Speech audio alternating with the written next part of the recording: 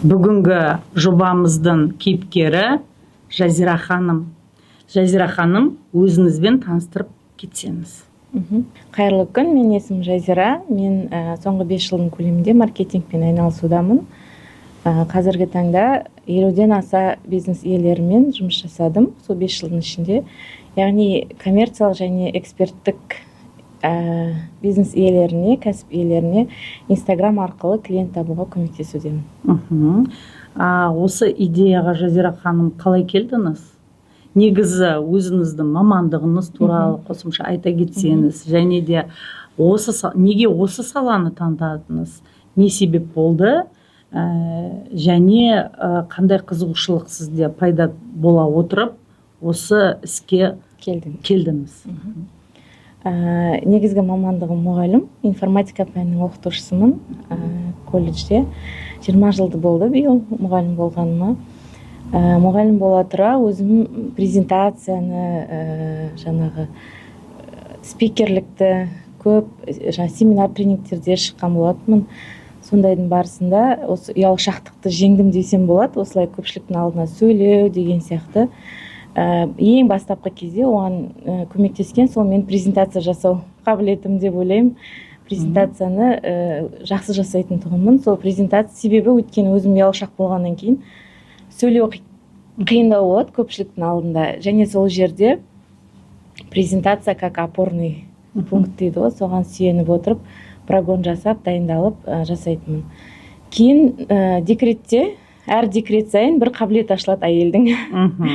Неше бөпеңіз бар, айтып беріңіз? Қазір 5-шісімен үйде 5 айлық бөпем. Бұның алдында осы 4-ші бөпеме шыққан кезде карантин болды, как раз карантиннің кезінде осындай инфо-бизнес, инфо-продукт деген сияқты онлайн оқуға сенім көбірек болды адамдарда. Сол кезде SMM емес, маркетингті оқыдым, интернет-маркетинг деген. Себебі ол жерде сайт, программированиеге жақынырақ болды, яғни IT-ге. Сол маған жақын болғасын, жаңағы синдром отличницы мен до конца доведу деген сияқты прям бүкіл пунктін орындап оқыдым. Орындау барысында жаңағы Instagram жүргізу керек тұғын, сол 3 ай оқуда 3 ай бойы жүргізу керек тұғын. Сөйтіп басталып кетті. Және де ол қолымнан келгеннен кейін көп клиенттерден кері байланыс алу арқылы шабыт алдым, және де көп деген клиентке енді жақсы нәтиже бердім деп ойлаймын.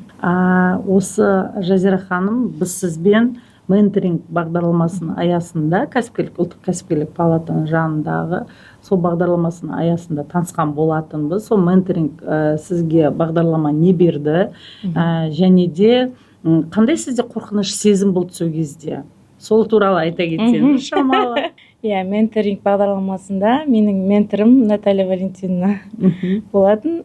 Наталья ханым арқасында, сіздің арқаңызда, яғни көптеген жұмыс жасадық, біраз уақыт, 1 жыл көлемінде болды, 6 айдай проект жүргізілді. Сол 6 ай барысында бізбен психолог мамандар болсын, қаржыгер мамандар, заңгер мамандар, стилист мамандар көптеген жұмыс жасалды. Өзімен қатар бірнеше әйелдер болатын, көпшілігі мен сияқты көп балалы аналар. Және де сол декретте бастаған кәсіппен келген сияқты. Ол кезде енді мен сенімсіздік болды, әрине ең басында. Не үшін бара жатқанды білмесем де, әйтеуір дамимын. Тоже жаңағы синдром отличницы мен до конца баруым керекпін, осыдан нәтиже шығару керекпін деп. Бірақ әрине қиын болды. Арасында жаңағы сынасың ғой. Не істейсің, сол саған керек па деген сияқты моменттерде жоқ, мен бару керекпін деп күннің ыстығында көп кездесу болды бізде. Мемлекеттік қызметтен бас тарту сіз үшін сол кезде үлкен жаңағы комфортная зонаны қалай айтатын еді? Зона комфорта. Зона комфорта болды сізден. Сол қиыншылық мен есімде, сол өте көп сізге кедергі жасатқызған. Дегенмен сіз соны жеңе білдіңіз. Жеңе біліп отырып, сіз кәсіпке келдіңіз. Соны мына мемлекеттік қызметтегі отқан адамдарға, кейбір уже өзінің патологына жеткен азаматтар не істеймін, не боламын деген көп сұрақтар өз-өздеріне қояды. Сол кісілерге қандай кеңес бересіз? Енді ең бірінші мотивация ол балаларым.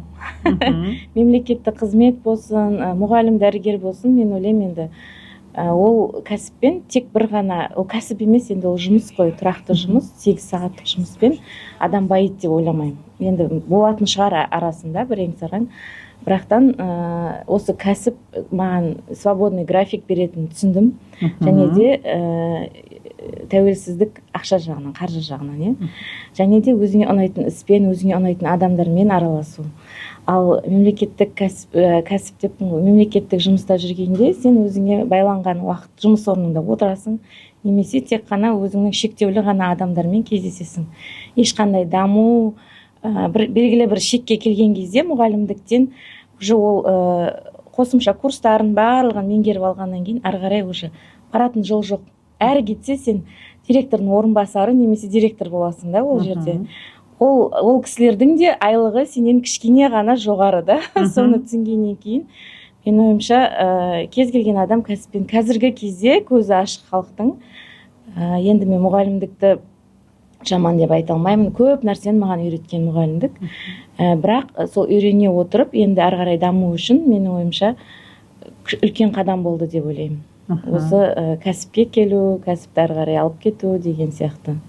Сол менторлықтың кезеңінде сондай таңдау болған, және де Наталья ханыммен бірге өткізген консультациямызда сол таңдауды өзім бір шешімге келдім деп ойлаймын. Сол кезде өте қиын болатын, өйткені мен как раз сол жылы жұмысқа түстім декреттен. 3 жыл демалып, 3 жыл әбден кәсіпті жасағаннан кейін жұмысқа түскен кезде 8 сағаттық сабақ беру бар, оның арасында жиналыстар бар, басқа да іс-шаралар бар, мұғалімдердің барлығы болады, көп энергияң кетеді, және де алатының бір шағын ғана айлығың.